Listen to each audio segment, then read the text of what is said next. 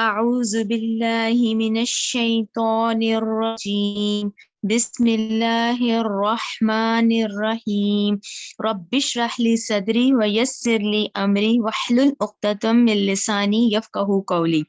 اے میرے رب، میرا سینہ کھول دے اور میرا کام آسان کر دے، اور میری زبان کی گرہ کھول دے تاکہ وہ میری بات سمجھ سکے۔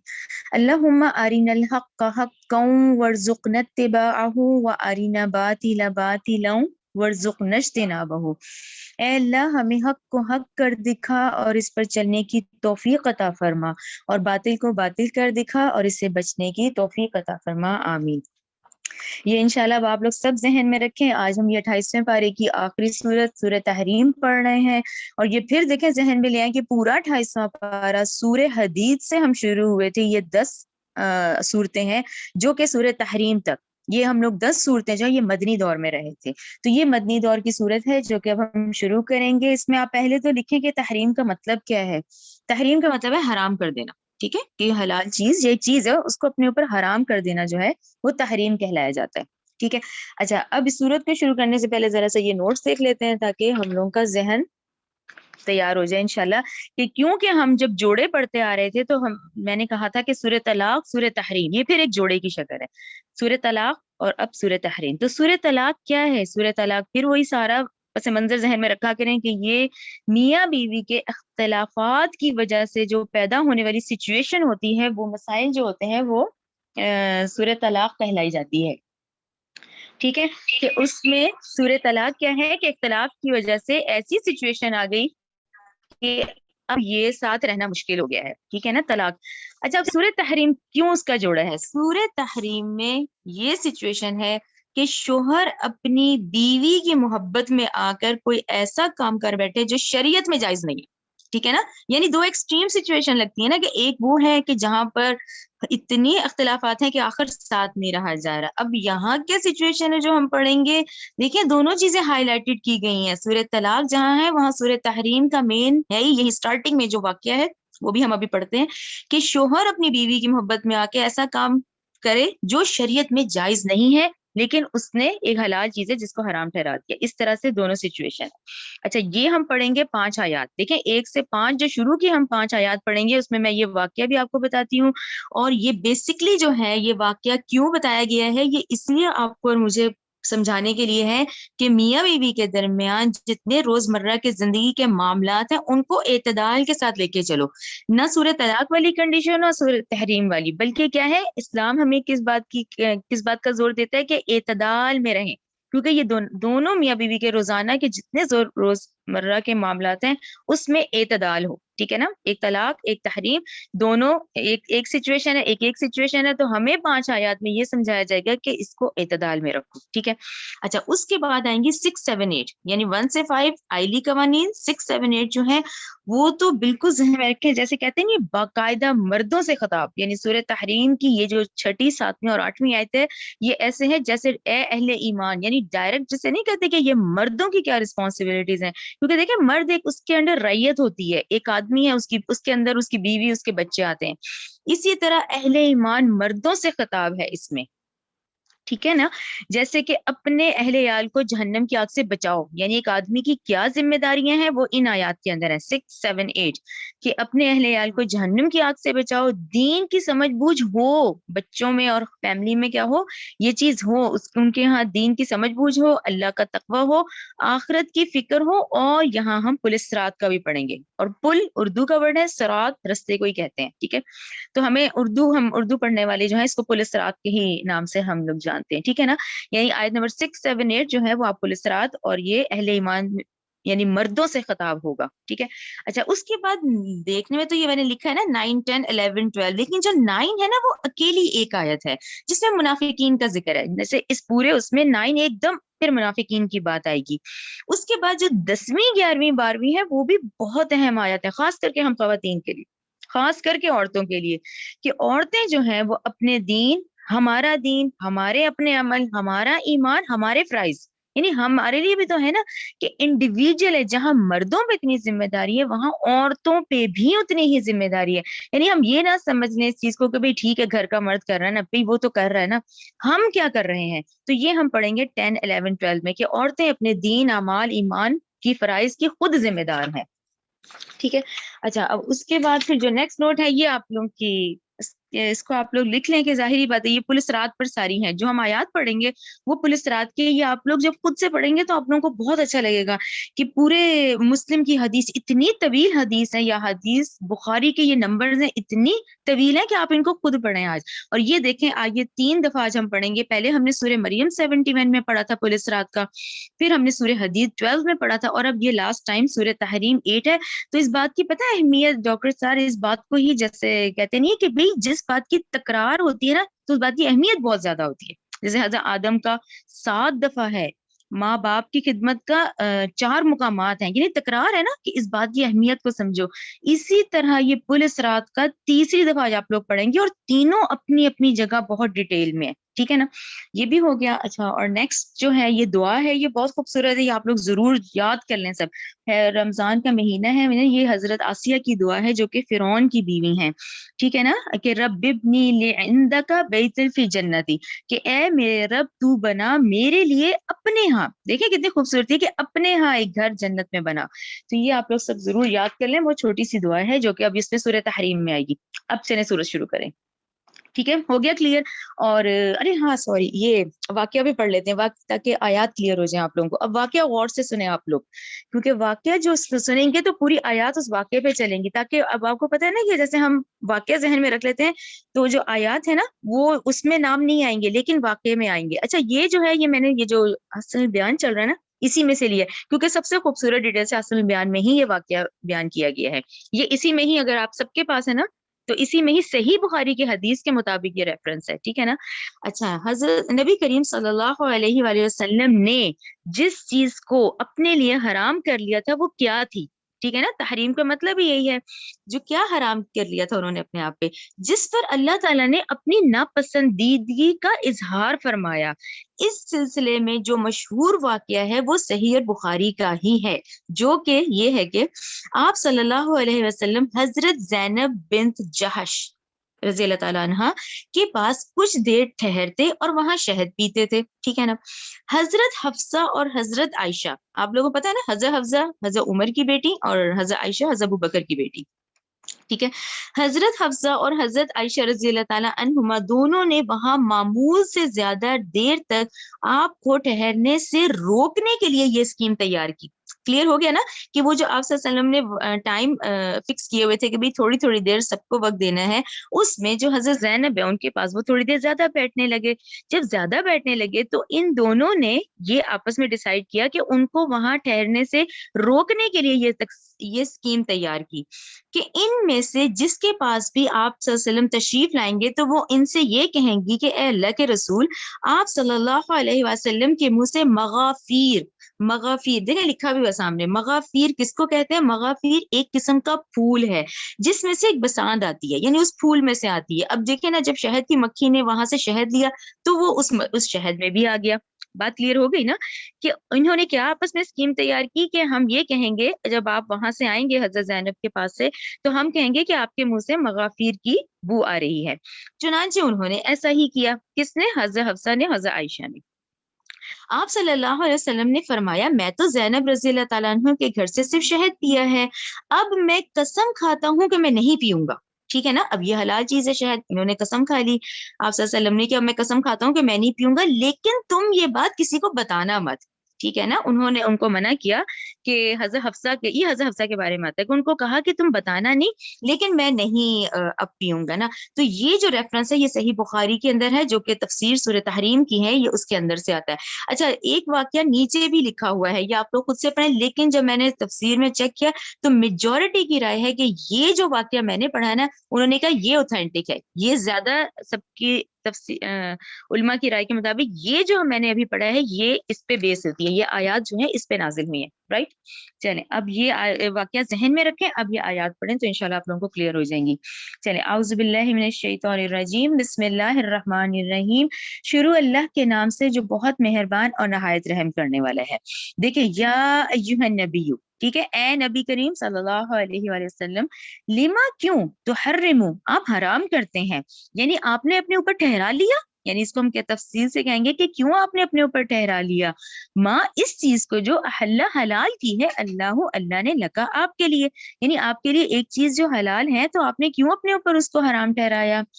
تب تغی, آپ چاہتے ہیں, مردات ازواجی کا, آپ اپنی بیویوں کی رضامندی چاہتے ہیں. دیکھیں آگے کوسچن مارک لگا ہوا ہے, واللہ, اور اللہ, غفور الرحیم, خوب بخشنے والا ہے, نہایت رحم کرنے والا ہے. یعنی یہ بات تو ایسی ہے لیکن اللہ تعالیٰ خوب بخشنے والا اور نہایت رحم کرنے والا ہے. آیت نمبر 2 دیکھیں, قد تحقیق, فرض اللہ, فرض کر دیا اللہ نے, لکم, تمہارے لیے, تحلتا, کھول دینا, یعنی اس کو توڑ دینا, ایمانکم, تمہاری قسموں کو. یہاں آپ لوگ ضرور لکھیں سورہ مائدہ 89. کیوں؟ کیونکہ سورہ مائدہ 89 پھر وہ صورت ہے کہ جس میں کہ اب تم نے قسم تو کھا لی ہے لیکن اللہ تعالیٰ نے اس کے لیے آسانی کر دی ہے اور اس کو توڑنے کا بھی حکم آ گیا ہے. تو کہاں آیا ہے یہ آپ لوگ خود لکھ لیں گے, تو سورہ مائدہ 89, رائٹ, سورہ مائدہ 89 آپ لوگ ریفرنس لکھ لیں. دیکھیں اس میں لکھا ہوا ہے کہ یا تو قسم توڑنے کا کفارہ ہے کہ 10 مساکین کو کھانا کھلایا جائے, اوسط درجے کا, جو تم اور اپنے گھر والوں کو کھلاتے ہو. نمبر 2 کہ ان کو کپڑے پہنائے جائیں, ان 10 کو یا تو ایسا ہو کہ کپڑے پہنائے جائیں. اچھا, پھر یا تو نمبر 3 ہے کہ غلام آزاد کر دیا جائے, اور یہ بھی نہ استطاعت ہو تو پھر وہ 3 دن کے روزے رکھے. تو یہ ٹھیک ہے, جو سیریس والی قسمیں کھائی جاتی ہیں تو پھر ان کو توڑنے کے یہ کفارہ ادا کرنا ہے. تو یہاں آپ صلی اللہ علیہ وسلم نے جس طرح سے قسم کھائی تو اب کہا گیا کہ تحقیق فرض کر دیا ہے اللہ نے تمہارے لیے کھولنا, یعنی اس کو توڑنا, تمہاری قسموں کا. ٹھیک ہے, واللہ, اور اللہ, مولاکم, تمہارا کارساز ہے, وَهُوَ الْعَلِيمُ الْحَكِيمُ, وہ خوب جاننے والا ہے, خوب حکمت والا ہے. آیت نمبر 3 دیکھیں. اب یہ پھر اب واقعہ ذہن میں لے آئیں. وہ اور اس جب اسرا, چھپا کر کہی, نبی نے, الا بعدی ازواجہی, اپنی بعض بیویوں سے, حدیثاً, ایک بات. کیا مطلب کہ انہوں نے ایک بات کہی اور کہا دیکھو یہ میرا راز ہے, بتانا نہیں کسی کو. ٹھیک ہے نا, جو انہوں نے حضرت حفصہ کو کہی کہ اب میں آئندہ شہد نہیں پیوں گا, تو یہ بات تھی, یہ کسی کو مت بتانا, حدیثاً. ٹھیک ہے, اس کو آپ سلیش کر لیں. فلما, پھر کیا ہوا, نبأت بھی, اس بیوی نے خبر دے دی اس بات کی, یعنی وہ بات جو ہے وہ آگے پہنچا دی حضرت عائشہ کو. ٹھیک ہے نا, اس بات کو ظاہر کر دیا. اس کو پھر سلیش کر دیں. وَأَظْهَرَهُ اللَّهُ عَلَيْهِ, اور ظاہر کر دیا اس کو اللہ نے اس نبی پر. ٹھیک ہے نا, آپ صلی اللہ علیہ وسلم کا راز نہیں رہا. ٹھیک ہے نا, آپ صلی اللہ علیہ وسلم نے تو راز میں کہا تھا, وہ بات انہوں نے کھول دی. ادھر سے اللہ تعالیٰ نے ان دونوں ازواج مطہرات کی بات جو ہے وہ نبی کریم صلی اللہ علیہ وسلم کو بتا دی. تو اس طرح تو راز ہی راز نہ رہا, اور ظاہر کر دیا اس کو اللہ نے اس نبی پر. ٹھیک ہے, اس کو سلیش کر دیں. عرف بعدہ, تو اس نبی نے بتلا دی کچھ بات اس میں سے, اشارتن, یعنی کہ جب یہ وحی کے ذریعے بتا دیا گیا تو انہوں نے بھی حضرت حفصہ اور ان کو بتا دیا گیا کہ میری بھی نالج میں آ گیا کہ تم نے میری بات نہیں رکھی, راز نہیں رکھا. تو اس نبی نے بھی بتا دی کچھ بات اس میں سے. اچھا, یہ جو کچھ بات ہے نا, اس میں یہ ہے کہ جیسے حضرت حفصہ کو ہوتا ہے نہیں, دیکھیں اس میں بھی اخلاقیات ہے کہ شرمندگی نہ ہو, تو اس میں سے اشارتاً بتا دیا کہ دیکھو میں نے ایک راز کی بات کہی تھی لیکن یہ بات تم نے آگے کر دی تو مجھے بھی پتہ چل گئی ہے, کہ نبی نے بتلا دی کچھ بات اس میں سے, جیسے اشارتاً کہی, وہ آرد من بعد, اور کچھ کو اس نے اعراض کر دیا. ٹھیک ہے نا, یعنی جس طرح دوسرے بندے کو شرمندگی نہ ہو. فلما, پھر جب, نبأہا, اس نبی نے خبر دی اس بیوی کو, بھی, اس بات کی کہ تم نے تو میری بات نکال دی, یعنی جو میں نے کہا تھا راز میں رکھنا. تو پھر کیا ہے, اس کو سلیش کر دیں. قالت, تو اس نے کہا, من انبا کا حاضر, یہ خبر آپ کو کیسے پتہ چلی. ٹھیک ہے نا, من, کس نے, انبا کا, خبر دی آپ کو, حاضر, یعنی اس بات کی خبر آپ کو کس نے دی. قالا, تو نبی نے فرمایا, نبئنی العلیم الخبیر, خبر دی مجھے اس نہایت علم والی اور خوب باخبر ذات نے. ٹھیک ہے نا, یہ کلیئر ہو گیا کہ یہ پھر انہوں نے جب کہا تو انہوں نے کہا مجھے پھر یہ وحی کے ذریعے کس نے بتایا, نہایت علم والے اور خوب باخبر ذات نے. آیت نمبر 4 دیکھیں. ان, اگر, توبہ, اب توبہ کہ تم دونوں توبہ کر لو. ٹھیک ہے نا, کہ یہ اب غلطی ہوئی ہے, اب تم دونوں توبہ کرو. الاللہ, اللہ کی طرف تو بہتر ہے. فقط, بس تحقیق, سغت, ہٹ گئے حق سے قلوبکما تم دونوں کے دل. اچھا اس میں کیا ہے, اس میں یہ جو دونوں کی بات آ رہی ہے, اس کا سغت کا مطلب یہ ہوا ہے کہ تمہارے دلوں نے اب یہ خطا تو تسلیم کر ہی لی ہے, اب تم اپنی زبانوں سے اعتراف بھی کر لو, یعنی کہ اب یہ غلطی تو ہو ہی گئی ہے اس طرح کی, تو اب کیا ہے, اب اپنی زبانوں سے اعتراف کرو, یعنی تمہارے دلوں نے اس خطا کو تسلیم کر لیا کہ یہ ہم سے غلطی ہوئی ہے. وَإِنْ اور اگر تظاہرا تم دونوں ایک دوسرے کی مدد کرو گی, ٹھیک ہے نا, حضرت عائشہ اور حضرت حفصہ کے, کہ اگر اس کے باوجود تم دونوں ایک دوسرے کی مدد کرو گی علیہ آپ کے مقابلے میں, فَإِنَّ اللَّهَ تو بلا شبہ اللہ ہوا وہی ہے مولا ہوں اس نبی کا مددگار, و جبریل اور جبریل, و صالح المؤمنین اور صالح مومن بھی, والملائکۃ اور تمام فرشتے بھی, بعد ذالک ظہیر اس کے بعد اس کے مددگار ہیں. ٹھیک ہے نا, کہ یہ بات اس سمجھانے کے انداز میں کہ بھئی اب تم لوگوں کے دلوں نے تسلیم کر لیا, اب کیا ہے اس کو اعتراف کرو, اپنی زبان سے ادا کر دو. ٹھیک ہے.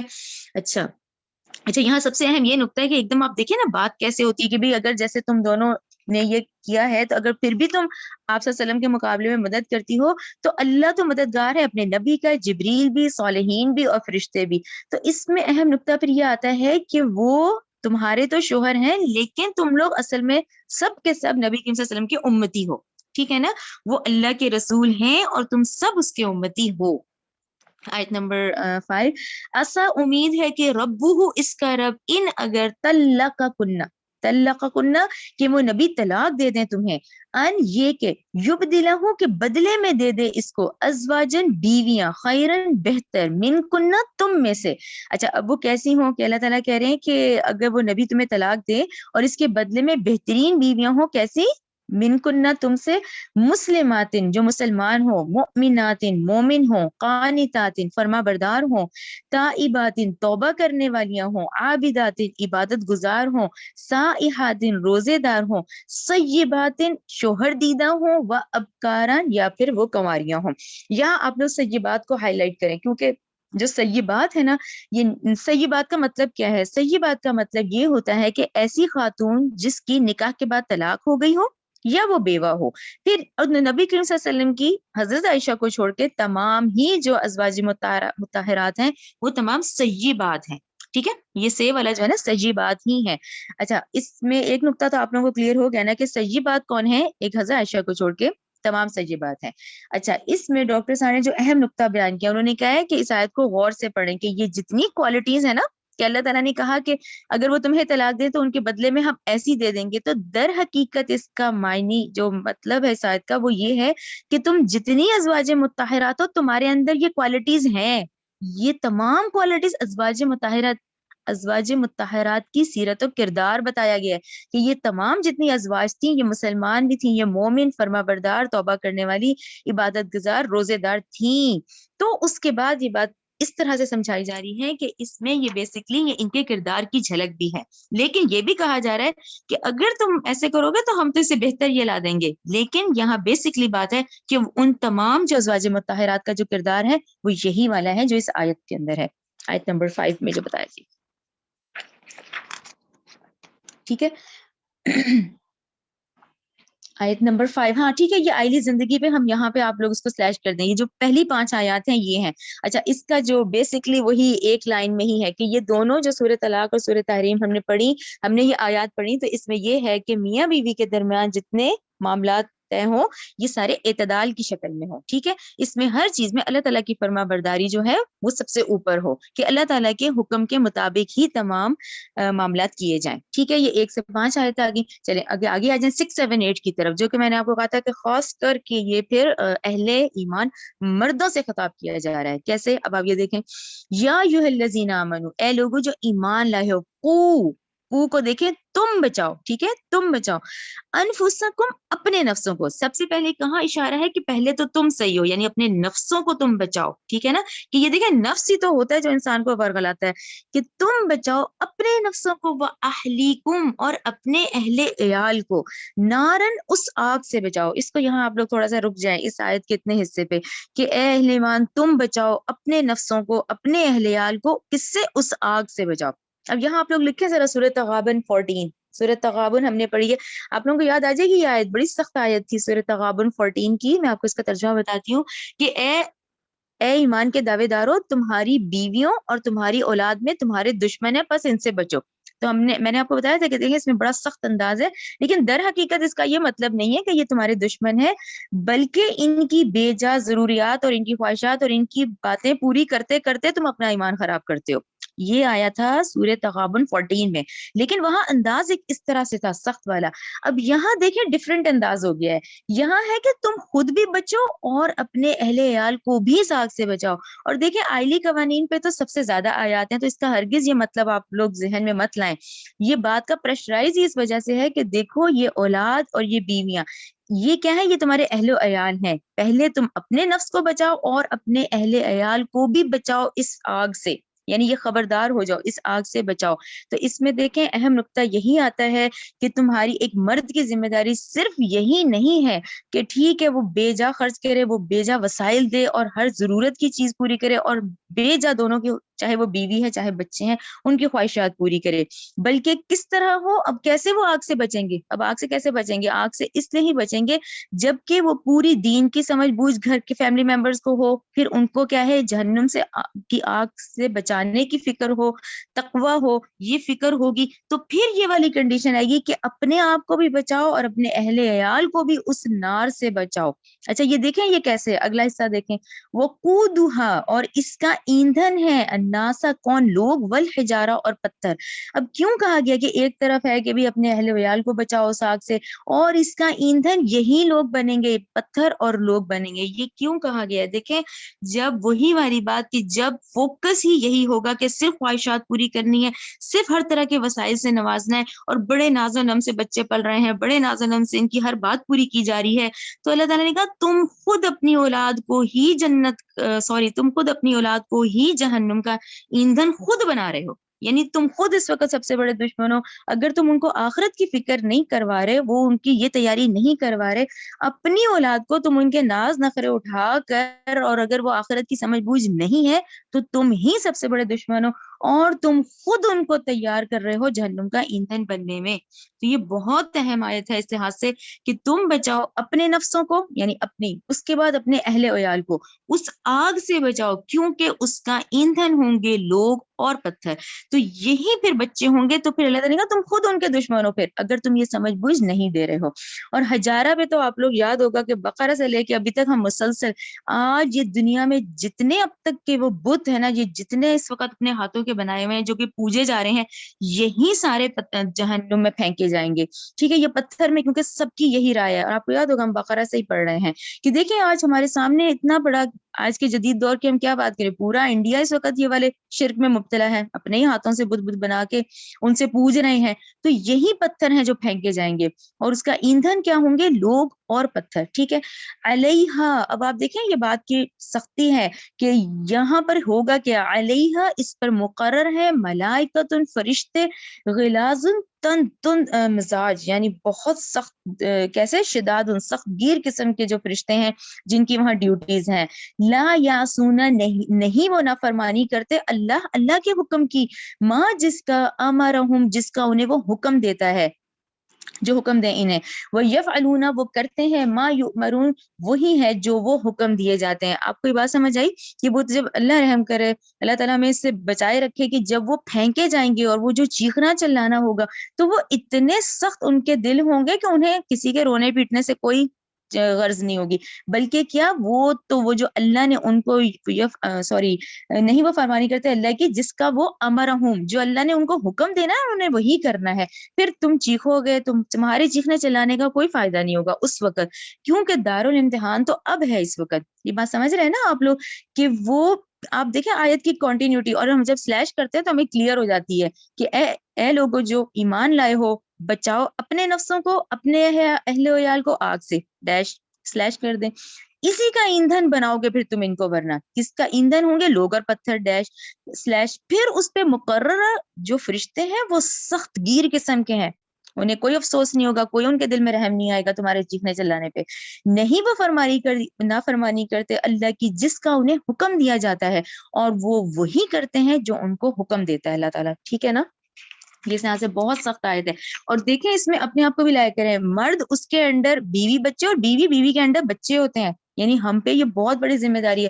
یہ بات ذہن میں رکھا کریں. یہ بقرہ 228 اپنے ذہنوں میں بٹھا لیں کہ دیکھیں میاں بیوی کے اس میں جو مرد کا درجہ اللہ نے زیادہ رکھا ہے وہ بقرہ 228 ہے. ٹھیک ہے نا, اللہ تعالیٰ نے کلیئر کیا کہ بھئی یہ مرد ہے, اس کا ہم نے درجہ زیادہ رکھا ہے. اور کیوں رکھا ہے اس کا جواب سورہ نساء 34 میں ہے کہ اس لیے کہ وہ اپنے مالوں میں سے خرچ کرتے ہیں. ٹھیک ہے نا, تو ہم ان کی رعیت اور یہ بچے ہمارے انڈر, تو یہ بچوں کی تربیت کی ذمہ داری بہت بڑی ذمہ داری ہے عورتوں پر. ٹھیک ہے نا, اس چیز کا ضرور ذہن میں رکھا کریں کیونکہ ہر ایک جو اس کے انڈر ہے, اور یہ چاہے آپ آفس لے لیں, ایک باس اس کے انڈر, ہر جو جس کے انڈر ہے نا اس سے پوچھا جائے گا کہ تم نے کتنی ذمہ داری سے یہ کام کیا ہے.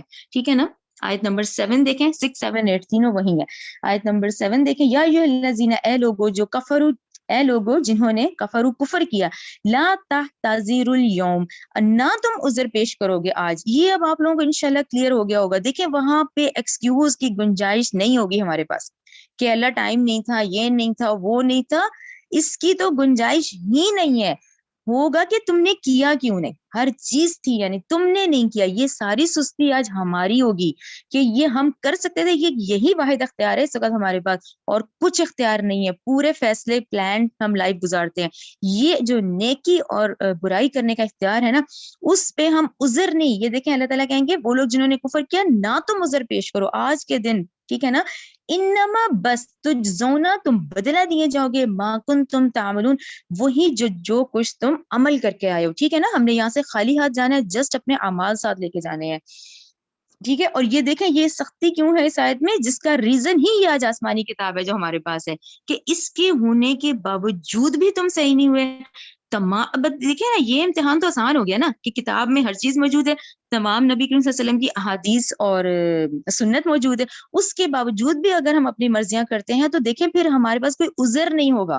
ٹھیک ہے, کہ اب تو کیا ہوگا, اب تو تم بدلہ ہی دیے جاؤ گے اس چیز کا جو تم عمل کرتے تھے. ٹھیک ہے نا, یہ دیکھیں عمل بہت, انسانی عمل سب سے اہم شے ہے جو کہ ہم نے یہاں سے لے کے جانی ہے. ٹھیک ہے نا, اور اس کا ہرگز یہ مطلب نہیں ذہنوں میں رکھا کرے کہ خالی نماز روزہ زکوٰۃ حج نہیں ہے, خالی یہ نہیں ہے. یہ جو معاملات ہے نا, یہ تمام نیکیاں جو ہوتی ہیں نا, یہ معاملات ہیں. دیکھیں یہ معاملات ہی پڑھ رہے ہیں نا ہم سارے, یہ معاملات پر آ رہی ہے نا یہ ساری چیزیں. یہ تمام معاملات بہت اہم ہے, خالی نماز روزہ زکوٰۃ حج ہی نہیں ہے, کیونکہ ہمارے فوکس بہت چھوٹے ہو گئے نا. قرآن نے دیکھیں اتنی وسعت قرآن میں اسی لیے ہے کہ اپنے معاملات پہ غور کرو, اپنی نیکیوں پہ غور کرو, اپنے اعمال پہ غور کرو, کہ ہم سارا دن, ہمارے پاس اتنا یہ جو وقت ہے نا, سب سے اہم اور قیمتی سے کا یہ وقت ہے کہ یہ اویل کرنا ہے. کیونکہ دیکھیں جیسے ہی موت کا وقت آنا ہے تو بس اعمال نامہ رک جائے گا. ٹھیک ہے نا, تو یہ بیسکلی کیا ہے کہ اب تم بدلہ دیے جاؤ گے اس چیز کا جو تم عمل کرتے تھے. آیت نمبر 8 دیکھیں, یا ایھا الذین آمنوا, اے لوگوں جو ایمان لائے ہو, توبتن, تم توبہ کر لو, اللہ, اللہ کی طرف, توبتن نصوحا, کیسی توبہ کرو, خالصتاً توبہ کر لو. یہاں پہ ہم تھوڑا سا یہ ایک حدیث پڑھ لیتے ہیں. دیکھیں توبتن نصوحا جس کا ذکر کیا گیا ہے وہ یہی ہے کہ زبان کے ساتھ ساتھ دل بھی پڑھ لیں. دیکھیں نا, ایک اورلی ہوتا ہے کہ وہ جیسے ہمیں عادت ہے تسبیح کرنے کی, اللہ اکبر اللہ اکبر, کتنی فاسٹ ہوتی ہے وہ, الحمدللہ کی تسبیح پڑھ رہے ہیں, وہ ترجمے کی اور وہ فیلنگز کچھ نہیں ہوتی, بس فاسٹ ایک وہ ہوتی ہے. دیکھیں نا وہ ڈفرینٹ ہوتی ہے. لیکن جب ہم اس کو دیکھیں کہ ہم الحمدللہ کہہ رہے ہیں, ہم اللہ اکبر کہہ رہے ہیں اور دل کی گہرائیوں سے کہہ رہے ہیں, وہ ڈفرینٹ ہوتا ہے نا. اور جب ہم دیکھیں قرآن سمجھ کے پڑھتے ہیں تو کتنا ڈفرینٹ ہے اب قرآن پڑھنا, حالانکہ پہلے بھی پڑھتے تھے بغیر سمجھے, تو وہ تو فٹافٹ پڑھتے تھے. ٹھیک ہے نا, یہ فرق ہوتا ہے نا. تو کیسی توبہ بھی ایسی ہی ہو کہ زبان کے ساتھ ساتھ دل ضرور پلٹے. ٹھیک ہے نا, خالی اورلی نہیں ہو, دل پلٹیں, یہ توبتن نصوح کہلائی جاتی ہے. پھر اپنے کیے پہ شرمندہ ہو. ٹھیک ہے نا, اب دیکھیں نا, نماز روزہ زکوٰۃ کی بات نہیں ہے یہاں, تو گناہوں کی بات ہو رہی ہے کہ وہ جو انسان گناہ کر بیٹھتا ہے نا اس پہ شرمندہ ہو جائے اور آئندہ نہ کرنے کا عزم بھی کر لے. چلیں یہ رجوع, اچھا دیکھیں یہ اکثر آتا ہے, دیکھیں رجوع بڑی خوبصورت چیز ہے, جب آپ کرتے ہیں تو اللہ بھی کرتا ہے. ٹھیک ہے نا, یہ دونوں طرف کی کنڈیشن ہے, یہ ایک طرف کی نہیں ہے. جب آپ کرتے ہیں تو اللہ تعالیٰ بھی پھر آپ کی توبہ قبول کرتے ہیں, دونوں طرفہ معاملہ ہے. ہم دور ہو جاتے ہیں تو اللہ تعالیٰ بھی ہمیں کہتے ہیں ہاں بھی دفعہ. ٹھیک ہے نا, پھر ہمیں کیوں, ہمیں ضرورت ہے اللہ کی, اللہ کو ہماری نہیں, ہمیں ہے, ہمیں اللہ کی ضرورت ہے. یہ آپ حدیث سنیں غور سے, مسلم بخاری کی ہے. دیکھیں, میں اپنے بندے کے گمان کے مطابق ہوں, میں اس کے ساتھ ہوں جہاں بھی وہ مجھے یاد کر لے.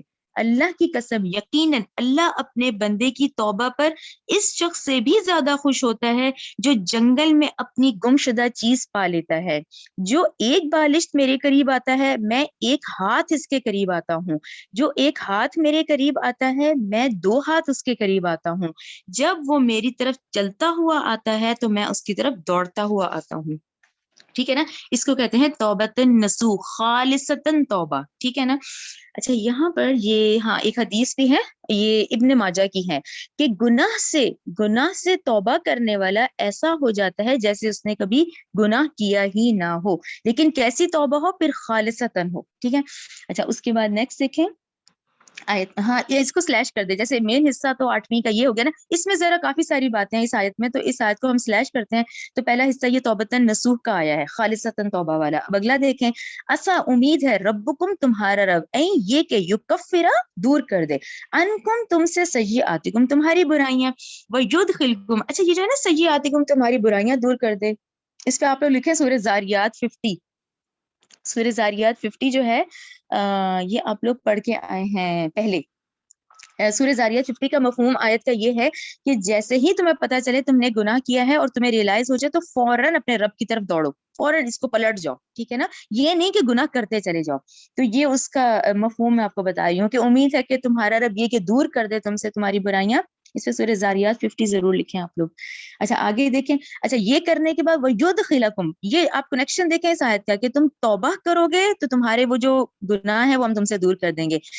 پھر اس کے بعد وَيُدْخِلَكُمْ, وہ تمہیں داخل کرے گا جنات, ایسے باغات میں تجری کے چلتی ہیں, من تحتہا, اس کے نیچے, انہارا, نہریں. یوم, اچھا اس کو بھی سلیش کر دیں, یہ حصے ہوتے چلے گئے کہ توبہ کرو گے تو تمہارے گناہ جو ہیں ہم معاف کر دیں گے اور تمہاری برائیاں دور کر دیں گے. پھر ہم تمہیں داخل کریں گے اس شرط پہ, پھر ہم تمہیں داخل کریں گے اور جہاں نہریں بہتی ہوں گی. اب اس کو بھی سلیش کر دیں, یوم, اس دن, لا یخزی, نہیں رسوا کرے گا اللہ نبی کو, والذین, اور ان لوگوں کو, آمنو, جو ایمان لائے ہیں, معہو, جو اس کے ساتھ ہے. ٹھیک ہے, کتنی اہم آیت ہے کہ سب سے زیادہ اتباع اور پیروی کس کی کرنی ہے, اپنے نبی کی کرنی ہے. ہر وقت دیکھیں, ہر دور کے ہر امت سے یہی پوچھا جائے گا کہ اپنے نبی کی کتنی پیروی کر کے آئے ہو. یعنی اس وقت آپ اور میرا کیا ہے, سب سے مین مقصد یہ ہے, ٹھیک ہے نا, کہ آپ کی اور میری زندگی کس پیٹرن پہ چل رہی ہے. دیکھیں یہ پیٹرن ہی تو ہے کہ کس کو فالو کر رہے ہیں. کیا ہم نبی کریم صلی اللہ علیہ وسلم کی اتباع اور پیروی کر رہے ہیں؟ اس پہ ضرور اس کو ذہن میں رکھیں کہ وہ اس دن کی بات ہے کہ نہیں رسوا کرے گا اللہ نبی کو اور ان لوگوں کو جو ایمان لائے اس کے ساتھ. ٹھیک ہے نا, بات کس کی ہو رہی ہے, ایمان کو سرکل کرنے کے بعد ایمان والے کی ہو رہی ہے. ٹھیک ہے, اب آ جائیں اگلے حصے کی طرف. یہ جو ہے یہ اب وہی پل صراط کے اس نور کا ذکر آ رہا ہے اگلی آیت میں, سوری آیت کے اس حصے میں.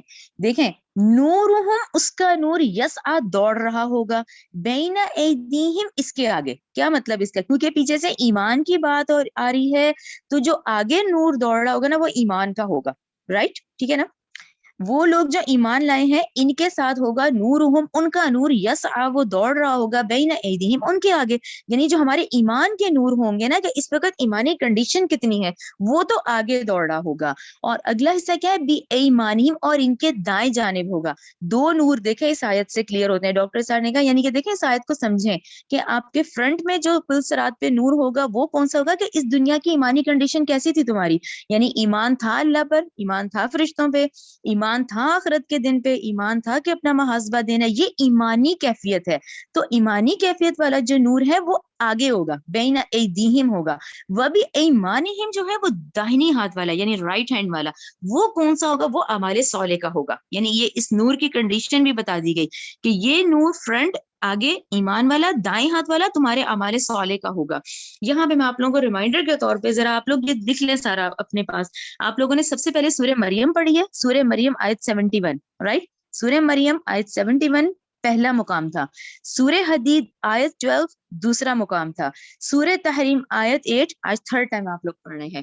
اس لیے آپ لوگ میرے ساتھ اس کو ریوائز بھی کر لیں. ہم نے جب سورہ مریم پڑھی تھی اس کے 71 جب آیت تھی, اس میں اللہ تعالیٰ نے کہا تھا کہ وہاں پر ایک پل ہوگا, منکم, وہاں پر ایک پل ہوگا جو کہ وارد ہوگا وہاں پر, اور وہ جو ہے وہ اب آپ دیکھیں 71 کتنی سخت آیت ہے، جسے کہتے نہیں ہے مقدین ورڈ آیا ہے کہ یہ تو تمہارے رب کے ہاں ایک فیصلہ شدہ بات ہے. یہ بڑی سخت آیت ہے. سورہ مریم 71 میں جو پل صراط کا ذکر ہے وہ کیا مطلب ہے؟ مقدین، فیصلہ شدہ، یعنی کہ یہ ایک سٹیمپڈ نہیں ہوتا کہ اب تم میں سے کوئی نیک ہے نہیں نیک ہے، کوئی بزرگ ہے کوئی ولی ہے، بھئی پل صراط سے تو تم نے گزرنا ہی ہے. یعنی آپ اور میں مینٹلی پریپیئر رہیں، ہم اس کی تیاری کر لیں، کیونکہ پل صراط سے تو آپ نے اور میں نے گزرنا ہی ہے. ٹھیک ہے نا؟ یعنی یہ کیسی بات ہے؟ مقدین ہے. سورہ مریم 71 میں فیصلہ شدہ ہے. جیسے کہتی نا یہ تو آپ کے رب کے ذمے فیصلہ شدہ بات ہے، یہ تو ہو کے رہنا ہے. یعنی یہ تمام دیکھیں، ان کو ذہن میں رکھا کریں، یہ تمام نسل انسانی کے مراحل ہیں. یہ وہی ہے نا، سب نے عہد لیا، ایک ہی عہد ہے، پھر سب ایک ہی پیٹرن پہ دنیا میں آ رہے ہیں. وہی وہ ماں کے اس پیٹ میں، وہی رحم میں 9 مہینے رہنا، وہی پروسیجر، وہی نسل انسانی کے مراحل ہیں. ان میں سے یہ مراحل ہیں کہ تمام یہ نسل انسانی کے جو لوگ ہیں نا، یہ تمام ایک فیصلہ شدہ بات ہے کہ تم سب نے پل صراط سے گزرنا ہے. ٹھیک ہے نا؟ تو اس کی تیاری اس دنیا میں رہ کے کرنی ہے. اب آ جائیں سورہ حدید کی طرف. سورہ حدید آیت 12 تو بہت ہی خوبصورت اور بڑی ڈیٹیلڈ ہے. وہ کس طرح سے ہے؟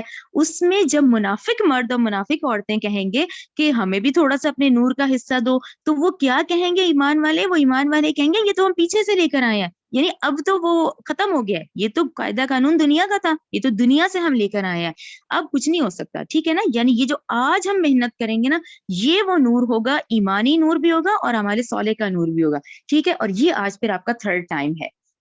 ٹھیک ہے؟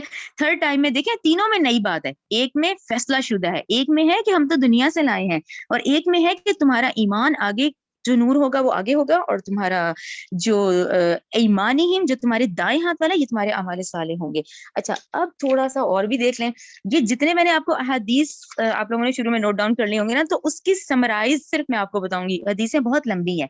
دیکھیں اللہ تعالیٰ جہنم کے دونوں سروں پر ایک پل لگا دے گا. ٹھیک ہے؟ جہنم کے دونوں سرے ہوں گے جس پر ایک پل بن جائے گا. ٹھیک ہے نا؟ نیچے کیا ہے؟ جہنم کی آگ بھڑک رہی ہوگی، اور اوپر یہ پل ہوگا جو کہ تلوار سے زیادہ تیز اور بال سے زیادہ باریک ہوگا. ٹھیک ہے؟ اچھا اس میں بھی اگلا نقطہ ذہن میں رکھیں، سب سے پہلے نبی کریم صلی اللہ علیہ وسلم اپنی امت کو لے کے اس پہ سے گزریں گے. رائٹ؟ یعنی ادھر سے تو ہم دنیا کے آخری امت ہیں، حساب کتاب میں آپ کا اور میرا پہلے ہوگا. ٹھیک ہے؟ سب سے پہلے کون چلے گا؟ سب سے پہلے آپ صلی اللہ علیہ وسلم اپنی امت کو لے کے اس کے اوپر سے گزریں گے. اچھا اس کے بعد باقی انبیاء بھی اپنی امت کو لے کے گزریں گے. کلیئر ہو گیا؟ اچھا پھر اہم بات دیکھیں، تمام انبیاء اور رسول نبی کریم صلی اللہ علیہ وسلم سمیت صرف ایک ہی بات کر رہے ہوں گے، رب سلم، کہ اے اللہ سلامتی فرما، اے اللہ سلامتی فرما. ٹھیک ہے نا؟ اچھا یہ جو ورڈ ہے نا رب سلم، صرف انبیاء کے زبان سے جاری ہوگا. انبیاء کہہ سکیں گے.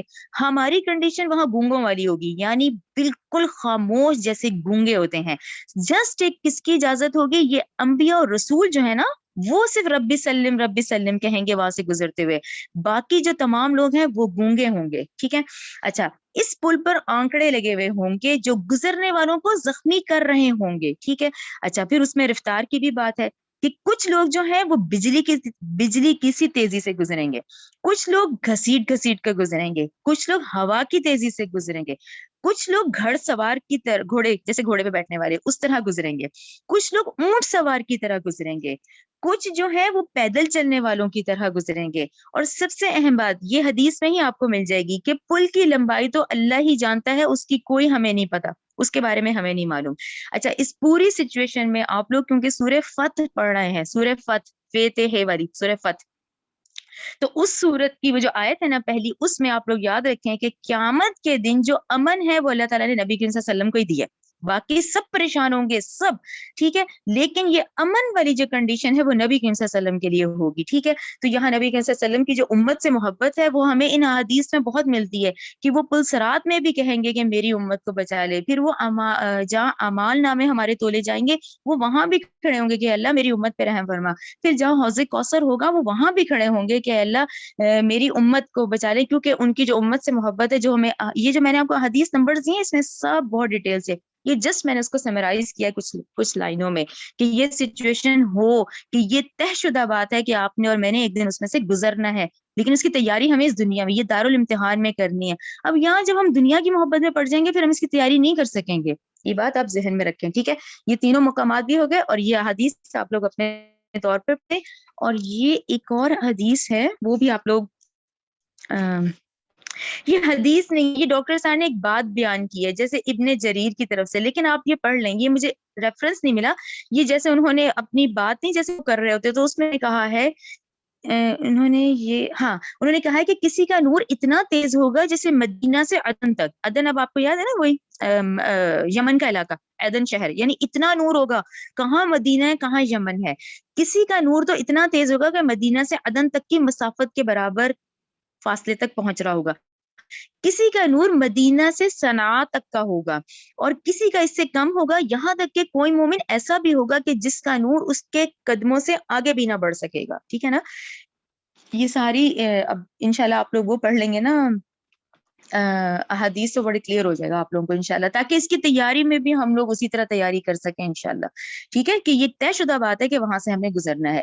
یقولون، وہ کہیں گے ربنا، اے ہمارے رب. اچھا یہ ان کی کنڈیشن ہے کہ جن کا بالکل ٹمٹمارا ہوگا اور جن کے صرف تھوڑا سا نور ہوگا تو وہ کہیں گے اے ہمارے رب اتمم، تو پورا کر لنا ہمارے، سوری تو نہیں ہے، اتمم پورا کر لنا ہمارے لیے نورنا، ہمارا نور، وغفر لنا اور مغفرت فرما ہماری، انک بے شک تو علی اوپر کلی ہر شیء چیز کے قدیر خوب قادر ہے. ٹھیک ہے. یہ 6 7 8 ہو گیا. اب آ جائیں 9 کی طرف. یا ایھا النبی، اے نبی، جاہد الکفار، آپ جہاد کیجئے کفار سے، والمنافقین، اور منافقین سے، وغلظ، اور سختی کیجئے، علیہم، ان پر، ومأواہم جہنم، اور ان کا ٹھکانہ جہنم ہے، وبئس المصیر، اور بہت ہی برا ٹھکانہ ہے. یہ ذہن میں رکھا کرے کہ وہ جو مکی دور ہے نا 12 سال، اس میں دیکھیں منافقین نہیں تھے. ابو جہل ابو لہب کی دشمنی کھلی دشمنی تھی. یہ مدینہ میں جتنا منافقین نے نقصان پہنچایا نا اسلام کو، تو اس لیے ان کی دیکھیں جہنم کا سب سے آخری درجہ ان کا ہے، منافقین کا. اچھا یہ 9 علیحدہ کر دیں. اب آ جائیں 10 11 12. 10 11 12 جو ہے یہ دیکھیں خواتین پر ہے کہ عورتیں اپنے دین، اپنے ایمان، اپنے اعمال، اپنے فرائض کی خود ذمہ دار ہیں. ٹھیک ہے. اب دیکھیں آیت نمبر 10 کیا ہے. ضرب اللہ، دیکھیں ضرب بیان فرمائی اللہ نے، مثلا ایک مثال، للذین، ان لوگوں کے لیے جنہوں نے کفروا، جنہوں نے کفر کیا. اب کس نے کیا؟ کفر امرات نوح و امرات لوط. کن کی بیویوں کی بات آ رہی ہے؟ نوح علیہ السلام اور لوط علیہ السلام. کون ہے یہ جلیل القدر رسول اور انبیاء میں سے ہیں. یہ ان کی بیویوں کی بات ہو رہی ہے کہ وہ جنہوں نے کفر کیا، نوح کی بیوی، لوط کی بیوی، کانتا، وہ دونوں تھیں، تحت زیر نکاح، عبدینی، ہمارے 2 صالح بندوں کی، من عبادنا صالحین، ہمارے بندوں میں سے جو دونوں بہت نیک تھے. ٹھیک ہے نا. یہ ان کی بیویوں کی بات ہو رہی ہے. اچھا پھر دیکھیں، اس کو سلیش کر دیں. پھر دیکھیں فخانتہما، ان دونوں عورتوں نے خیانت کی. اب یہاں بڑا امپورٹنٹ نقطہ ہے، جب کبھی آپ لوگ بھی بیٹھے ہو نا تو اس نقطے پہ ذرا بحث ہو تو اس کے ذہن میں رکھا کریں. دیکھیں خیانت کے آگے نافرمانی بریکٹ میں لکھا ہوا ہے. دیکھیں یہ نبی اور رسول کی جو بیویاں ہیں یہ کبھی کردار کے لحاظ سے نہیں ہوتی. یعنی حضرت نوح کی بیوی یا حضرت لوط کی بیوی، یہ لوگ کیا کرتی تھی، یہاں جس خیانت کا ذکر ہے وہ یہ نہیں کرتی تھی کہ وہ بدکار تھی یا بد چلن تھی. نہیں، پلیز اس کو ذہن میں رکھیں. انہوں نے کیا کیا؟ انہوں نے جاسوسیاں کی، انہوں نے اپنے شوہروں کی جاسوسیاں کی اور ان کے راز جو تھے یہ قوم تک پہنچا دیتی تھی. ٹھیک ہے نا. اب جیسے وہ خوبصورت لڑکے، وہ فرشتے جو آئے تھے لڑکوں کی شکل میں، تو وہ قوم کو بتا دیا. اچھا پھر نوح علیہ السلام کی وائف کا یہ آتا ہے، ان کی بیوی کا، کہ اپنے قوم کو خود بتاتی تھی کہ بھئی یہ مجنون ہے، معاذ اللہ، یہ جادوگر ہے، یہ مجنون ہے، یہ خود کہتی تھی. یہ تفسیر میں مل جاتا ہے ہمیں. تو اللہ تعالیٰ کہہ رہے ہیں وہ جنہوں نے کفر کیا، جو کہ نوح کی بیوی تھی اور لوط علیہ السلام کی بیوی تھی، تو وہ دونوں ہمارے نیک بندوں کی تھی. ٹھیک ہے نا. اور ان دونوں نے جو خیانت کی، تو کیا خیانت کی یہ، اور آپ لوگ یہ ذہن میں رکھا کریں کہ یہ جو لوط علیہ السلام ہے، جب یہ سدوم اور عمورہ آئے تھے تو یہ خاتون سدوم اور عمورہ کی تھی، تو اس نے اپنی ہی قوم کا ساتھ دیا. ٹھیک ہے نا. جبکہ کون ہے؟ رسول کی بیوی ہے.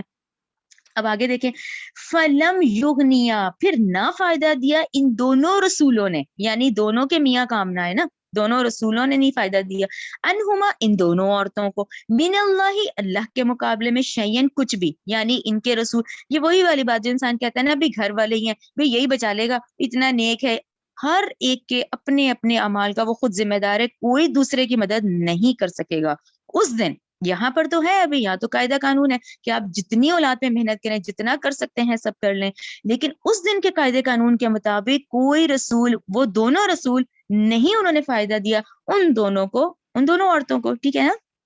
وکیلا، اور کہہ دیا گیا ادخلا کہ تم دونوں عورتیں اب داخل ہو جاؤ نارا آگ میں، مع الداخلین آگ میں داخل ہونے والوں کے ساتھ.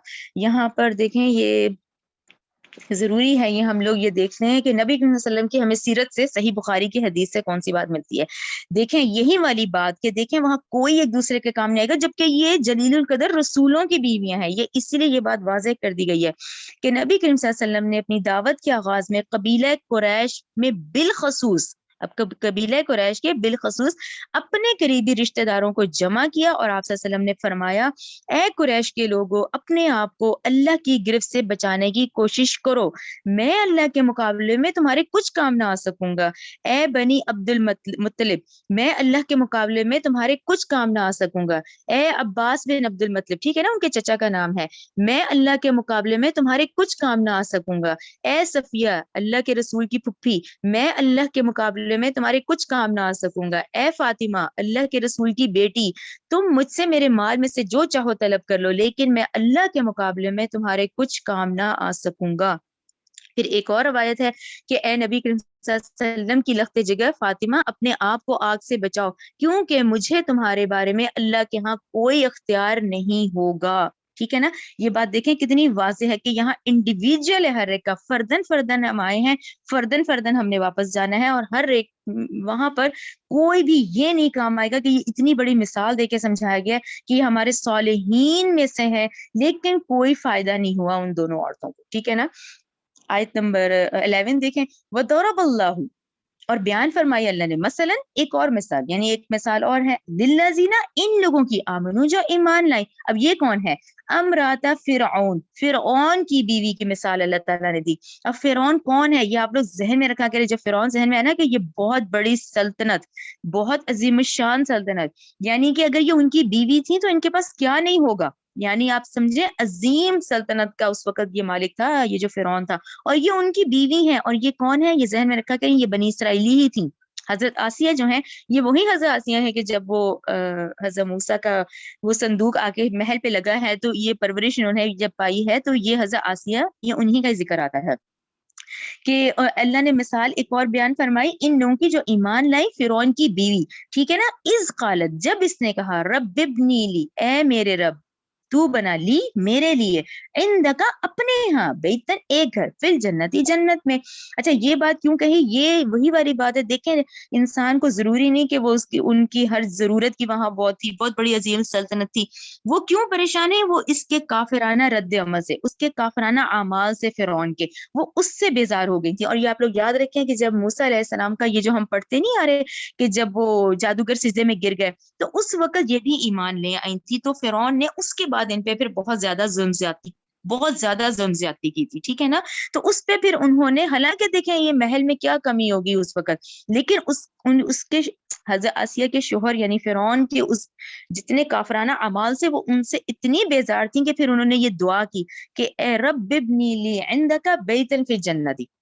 ٹھیک ہے. اب پھر دیکھیں، ونجنی، اور تو نجات دے مجھے، من فرعون، اس فرعون سے، وعملہ، اور اس کے عمل شر سے، ونجنی، اور تو نجات دے مجھے، من القوم الظالمین، ظالم قوم سے. ٹھیک ہے نا. یہ دیکھیں بہت بڑی دو مثالیں ہیں، بہترین شوہروں کی بدترین بیویاں، اور بدترین شوہر کی بہترین بیوی. ٹھیک ہے نا. اب یہ کرتے جائیں، جیسے 10ویں میں وہ تھا، 11ویں آیت میں یہ ہے، 12ویں آیت دیکھیں، وہ مریم، اور مریم کی مثال. ٹھیک ہے. یہ سورہ مریم جو ہم پڑھتے ہیں، مریم حضرت عیسیٰ کی والدہ. وہ مریم ابنت عمران، اور کون ہے؟ مثال بیان فرمائی مریم بنت عمران کی، اللتی، وہ جس نے، احسنت، حفاظت کی، فرجہا، اپنی عصمت کی حفاظت کی، فنفخنا، تو ہم نے پھونکی، فیہ، اس کے گریبان میں، من روحنا، اپنی روح سے، وصدقت، اور اس نے تصدیق کی، بکلمات ربہا، اپنے رب کے کلمات کی، وکتبہ، اور اس کی کتابوں کی، وکانت، وہ تھی، من القانتین، فرما برداروں میں سے. اس کو ٹکڑے ٹکڑے کرتے چلے جائیں کہ دیکھیں جب فرشتے نے وہ بات کی، روح پھونکنے کی، تو ان کے دل نے تسلیم کیا. اچھا پھر کیا ہے؟ اپنی تصدیق کی اپنے رب کے کلمات کی، اور کتابوں کی، تو دیکھیں اس وقت تورات بھی نازل ہو چکی تھی، زبور بھی نازل ہو چکی تھی جب حضرت عیسیٰ کے آنے پہ. تو یہ وہ والی کتابیں ہیں کہ انہوں نے پہلی کتابوں کی تصدیق بھی کی اور وہ فرما برداروں میں سے ہیں. اچھا یہاں ایک یہ نقطہ آتا ہے جو ڈاکٹر سر نے بتایا کہ دیکھیں اب ہم نے کیا پڑھا ہے کہ بہترین شوہروں کی بدترین بیویاں نوح علیہ السلام اور لوط علیہ السلام کی بیوی. اچھا پھر ہم نے پڑھا بدترین شوہر کی بہترین بیوی حضرت آسیہ. پھر ہم نے کہا بہترین ماحول کی بہترین خاتون. بہترین ماحول کیوں ہم کہیں گے کہ حضرت زکریا کی کسٹڈی میں تھی. یاد ہے نا حضرت زکریا جو ہیکل کے انچارج تھے اور وہ اس وقت کاہن تھے وہاں کے پریسٹ حضرت زکریا، ان کی کسٹڈی میں اس وقت تھی. تو بہترین ماحول کی بہترین خاتون. اچھا اب یہاں وہ کہتے ہیں کہ ضروری ہے ایسے ہم لوگوں کو بتانے کے لیے کہ بدترین شوہر کی بدترین بیوی کون ہے ان کے اندر. اتنی بدترین شوہر کہ ہمیں یہ سمجھنا ہے کہ بیوی کو برا کہیں کہ یہاں شوہر کو برا کہیں. وہ ہے ابو لہب اور اس کی بیوی ام جمیل. تو وہ کہتے ہیں جہاں آپ لوگ یہ لکھیں تو یہ بھی ذہنوں میں رکھیں کہ بدترین شوہر کی بدترین بیوی جو ہے نا، جنہوں نے کوئی کمی نہیں چھوڑی، وہ جو ہے وہ ابو لہب اور ام جمیل ہے، جو آپ لوگ آگے سورہ لہب میں پڑھیں گے انشاءاللہ. رائٹ، یہاں ہماری سورت کمپلیٹ ہوتی ہے. ربنا تقبل منا انک انت السمیع العلیم وتب علینا انک انت التواب الرحیم. سبحانک اللہم وبحمدک اشہد ان لا الہ الا انت استغفرک واتوب الیک.